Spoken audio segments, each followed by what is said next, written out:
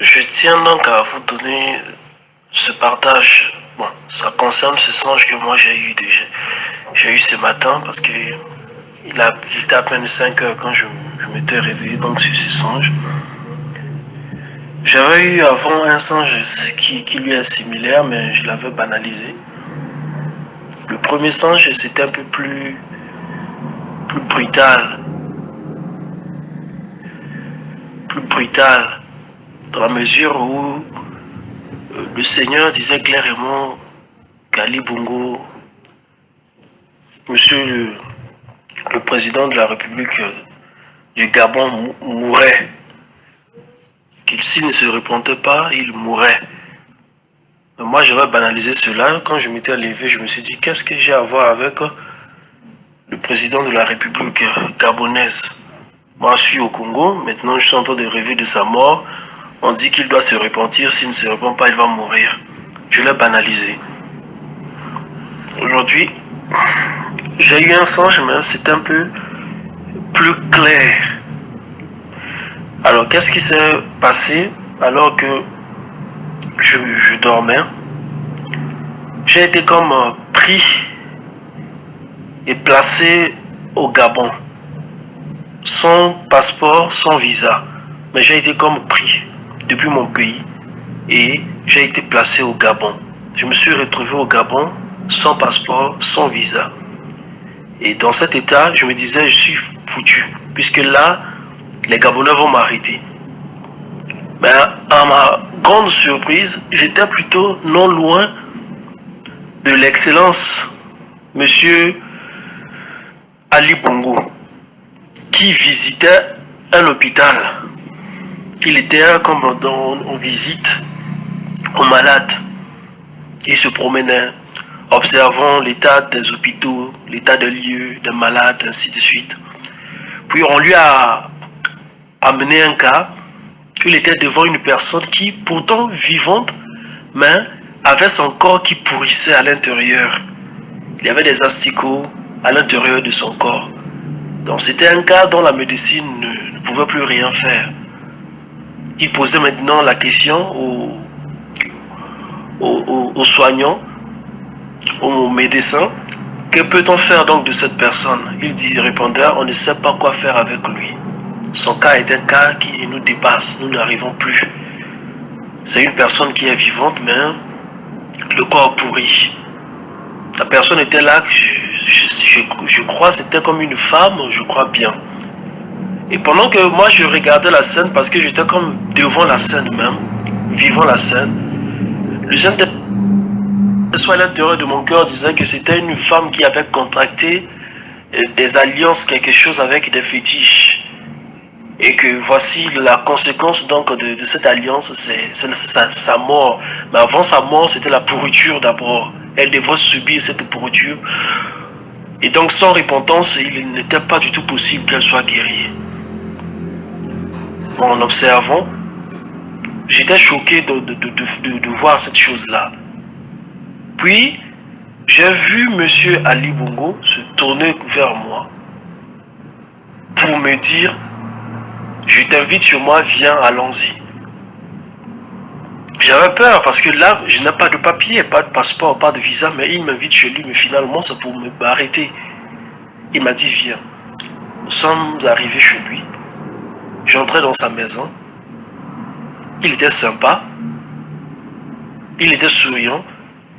Et il m'a dit, attends, je vais aller faire quelque chose à manger. On va s'asseoir devant la télévision, on va regarder la télévision, voir les événements qui se passent par tout le monde. J'étais content. Mais il y avait un de ces protocoles qui habillé comme un militaire, bien comme un policier, voulait m'arrêter. Parce qu'il me disait, tu as franchi le territoire gabonais, tu es entré et voici, tu n'as pas de papier. Il voulait comme m'arrêter et moi je ne savais pas comment me justifier parce que je ne savais pas aussi comment je me suis retrouvé au Gabon sans papier. Et pendant qu'il était sur le point de m'arrêter, l'excellence Ali Bongo est revenu. Il m'a dit non, laissez-le, c'est mon invité, c'est une personne que j'ai expressément invitée chez moi. Donc il n'a pas besoin que vous le fustigez avec les papiers. C'est moi-même qui l'ai autorisé d'entrer dans le pays. Et je restais tranquille. Puis, après qu'il ait fini de préparer, il laissait un peu la nourriture, comment on appelle, se refroidir. Nous deux étions maintenant devant la télévision. Et il est parti mettre une chaîne congolaise, je ne sais pas la chaîne en question. Curieusement, au lieu que ça puisse montrer les actualités congolaises, c'était plutôt les actualités algériennes.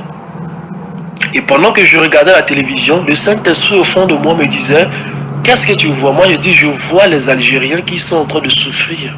On montre l'état dans lequel ils se trouvent, ils mangent difficilement, ils se plaignent même de l'état du pays. Ils disent qu'il n'y a pas de travail, nous sommes censés manger ce que vous voyez ici, là. Ils se plaignaient. Moi je m'interrogeais maintenant, mais attends, ça c'est une chaîne congolaise montrant maintenant la réalité algérienne. Comment cela est possible? Et maintenant, M. Ali Bongo me parlait maintenant comment les gens étaient en train de souffrir, ainsi de suite. On a dit: oui, ils sont en train de souffrir, ce sont des pauvres qui se plaignent avec raison, parce que c'est la souffrance, la misère qu'ils vivent. Ils ont raison donc de passer à la télévision, exprimer leur mécontentement.